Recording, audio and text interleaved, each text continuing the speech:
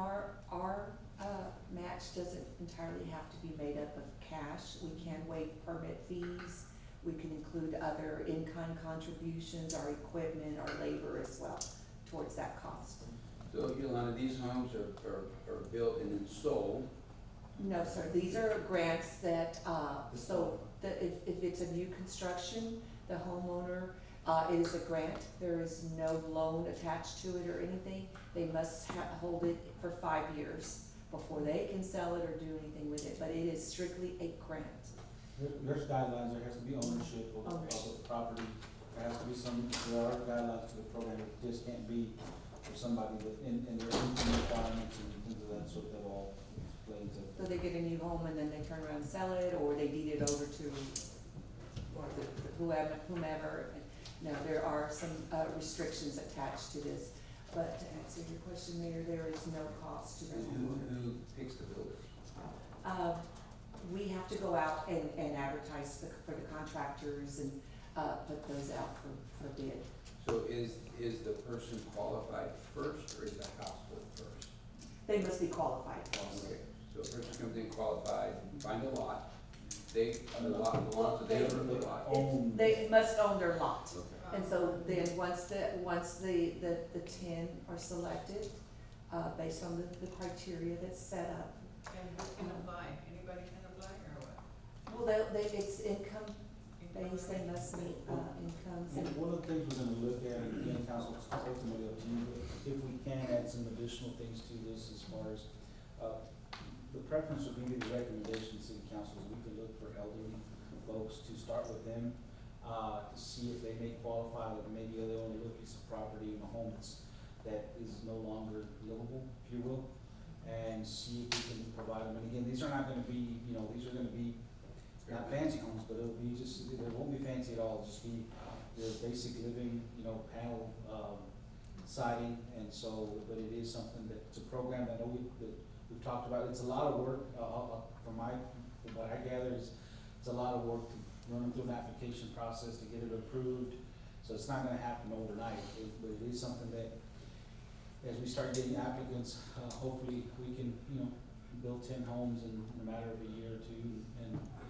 you guys can start seeing some improvements. Council, what would be awesome, remember when we did a comprehensive master plan and the word infill was mentioned, where we infill some of these dilapidated homes with some homes that are more, kind of upgrade some of these neighborhoods that are just overburdened by dilapidated homes. So it's an investment of ours, and we don't, are we committing to 10 right away, so we've got to I believe commit that's what others? the program allows And are for. these just to build, or can they, like, if they have an existing house and it needs renovation, can they renovate it also?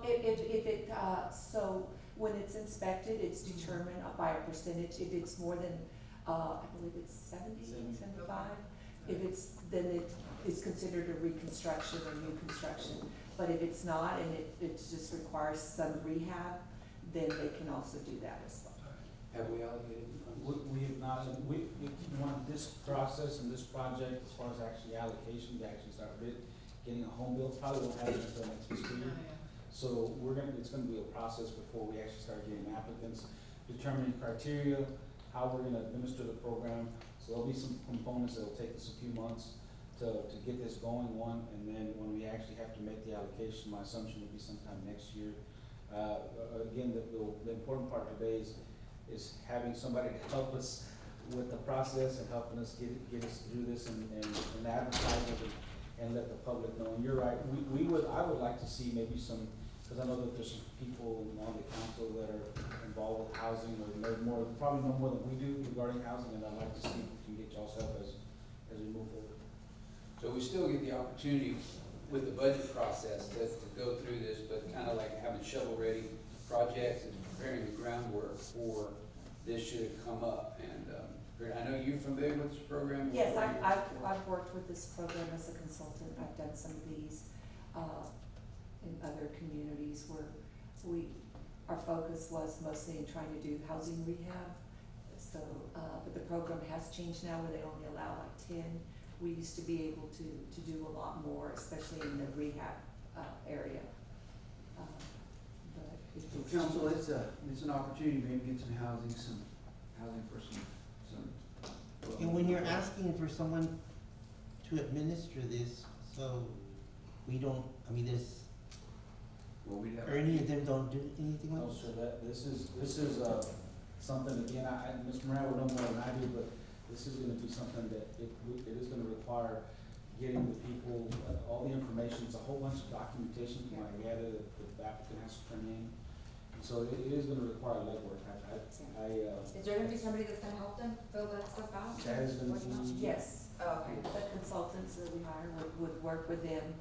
First we'll prepare the criteria on, who we wanna see, ranked, who's gonna receive these homes, whether it's, elderly would be priority, disabled priority, and then so forth.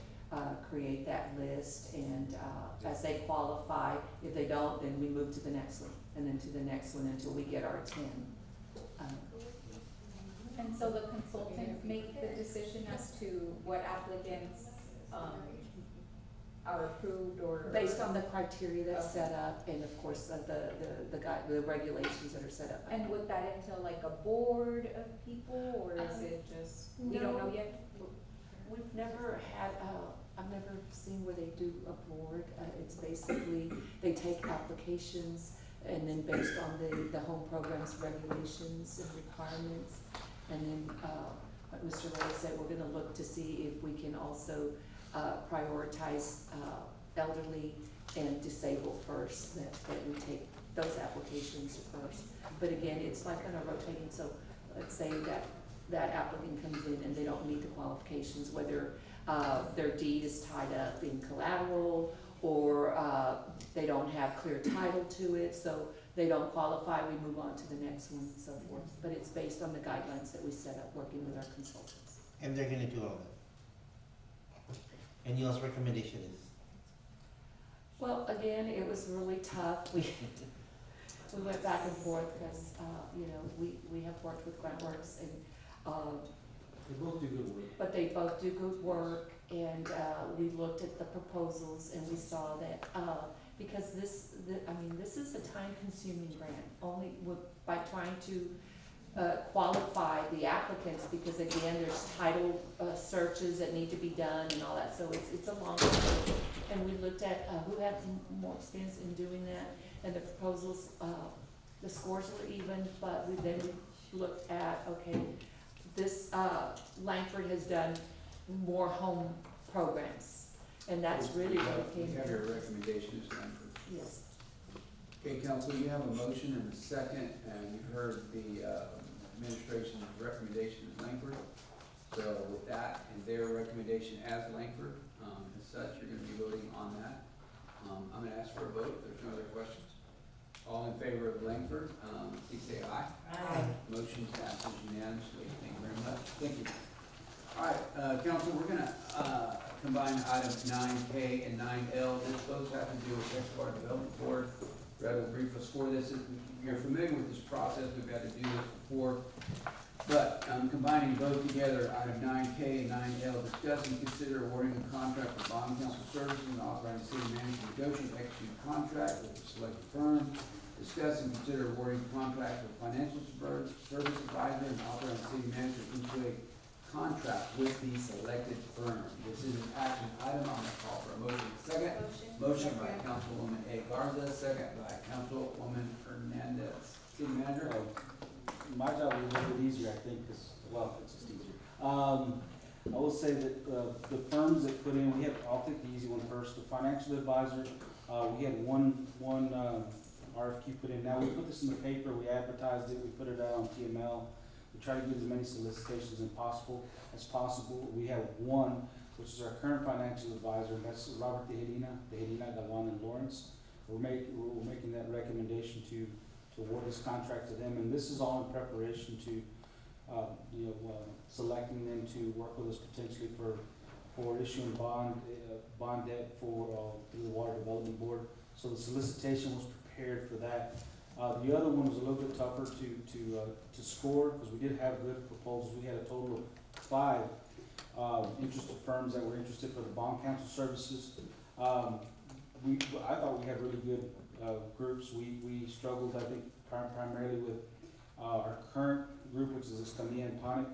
And these are, when we get these, you guys will know, this is what we're reviewing, these are all, this is one of 5. And I didn't, again, we didn't put this in the packet, but these are the proposals, these are the qualifications they submit, and so we review these, and you see the names of the folks that reviewed, these, qualifications. So we're looking at, if you look here, you're looking at experienced personnel, team members, references, and they're all in here. Financial condition, the text, that they've done any financing through the Water Development Board. And the other group that did really well was Cancun Hayden, Hardin and Montoya. There's a gentleman, I think, that was at a meeting in Eagle Pass, and he gave a presentation at one of that conference they did really well. But based on the qualifications, we still are recommending that we stick to Escamilla and Ponic. They've been working a lot with a lot of the cities in this area, and they've been working for the city for years. I've tried to ask how many years the city's been working with them, but it's probably been well over 20 years that the city's worked with them. And bond counsel is again they provide the legal expertise as it relates to bond issuances. So, as you guys know, this is for the Texas Water Development Board for our project going out, 132 North. City council, city management recommendation is, of course, our long-term financial advisor, Tia Edina, and you said Escamilla? Escamilla and Ponic is the other group, which is our bond counsel. Our bond counsel, and so, trust that they've done a lot of analytical studying of all those documents to bring to you the best that will provide, service for our city. So with that, we're going with Escamilla as the bond counsel and Tia Edina as the financials. We've got a motion and a second. Do you have any questions for the city manager? If not, I'm gonna call for a vote. All in favor, please say aye. Any opposed? Motion passes unanimously. All right, it is now 8:15. We are going into executive session. Council, please leave your cell phones here. And citizens. Recording stopped. And city employees, we will be back.